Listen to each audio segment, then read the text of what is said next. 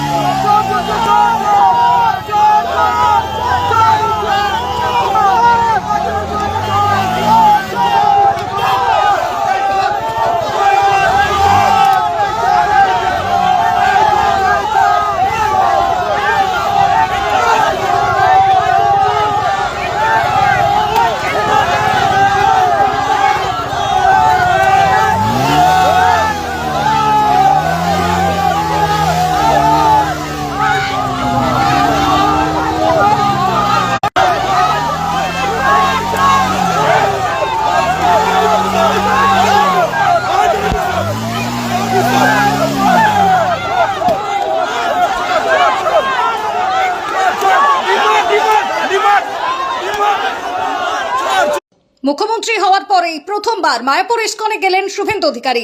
ISKCON কর্তৃপক্ষের আমন্ত্রণে বৃহস্পতিবার মায়াপুরে পৌঁছন মুখ্যমন্ত্রী। সকাল 11টা নাগাদ তাঁর হেলিকপ্টার নামে মায়াপুরের হেলিপ্যাডে।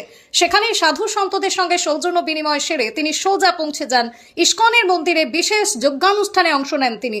এরপরে ইস্কনের গোশালায় বিশেষ পুজোয় বসেন মুখ্যমন্ত্রী। সেখানে নিজ হাতে গোমাতাকে সেবা করেন। আম মিষ্টি খাওয়ানোর পাশাপাশি গোমাতাকেও মালাও পরিয়ে দেন শুভেন্দু অধিকারী। এরপরে তাঁর যাওয়ার কথা মূল চন্দ্রোদয় মন্দিরে যান। সেখানে রাধাকৃষ্ণের মন্দিরে পুজো আরতি করেন তিনি। এরপরেই বিগ্রহকে সাষ্টাঙ্গে প্রণাম করেন মুখ্যমন্ত্রী।